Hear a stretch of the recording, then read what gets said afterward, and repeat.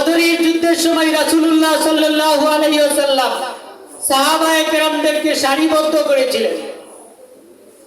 বদরের যুদ্ধের সময় কাফেরদের সংখ্যা ছিল 1000, মুসলমানদের সংখ্যা ছিল মাত্র 313 জন। মুসলমানদের যাতে মন নষ্ট না হয়, রাসূল করিম সাল্লাল্লাহু আলাইহি ওয়াসাল্লাম সাহাবায়ে কেরামদেরকে উৎসাহ দিয়ে বলেছিলেন, কে আছো তোমরা? আকাশ, প্রশস্ত আকাশ এবং পৃথিবীর সমান বেহেশতের মধ্যে বেহেশতে যাবে, বেহেশতে লাভ করবে। তখন এক সাহাবী উমাইর ইবনে হাম্মাম রাদিয়াল্লাহু তাআলা আনহু বলেছিলেন, বাহ বাহ।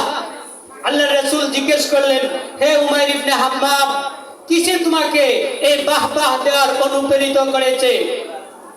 সাহাবী বলেছিলেন, হে আল্লাহর রাসূল, এই আকাশের মতো প্রশস্ত, পৃথিবীর মতো প্রশস্ত এই বেহেশতকে আমি লাভ করব, আমি পাবো?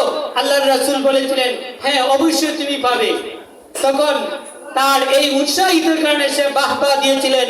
আল্লাহ রাব্বুল আলামিন কুরআন শরীফের এক আয়াতে বলেন, ইয়া আইয়ুহান নাবিয়্যু হাররিবিল মুমিনিনা আলাল কিতাল ইয়াকুম মিনকুম 20 সাবিরুনা ইয়াগলিবুনা মিআতাইনি ওয়া ইয়াকুম মিনকুম মিআতাই ইয়াগলিবু আলফাম মিনাল্লাযিনা কাফারু বিআন্নাহুম কওমুল লা ইয়াফকাহুন। হে নবী, তুমি মুমিনদেরকে যুদ্ধের জন্য উদ্বুদ্ধ করো, যুদ্ধের জন্য উৎসাহিত করো। যদি তুমি তাদের মধ্যে 20 জনকে ধৈর্যশীল পাও, তাহলে তারা 200 জনের মধ্যে বিজয় লাভ করবে। আর যদি তুমি এরকম 100 জন ধৈর্যশীল পাও, তাহলে তারা 1000 কাফেরের মোকাবেলায় তারা বিজয়ী লাভ করবে।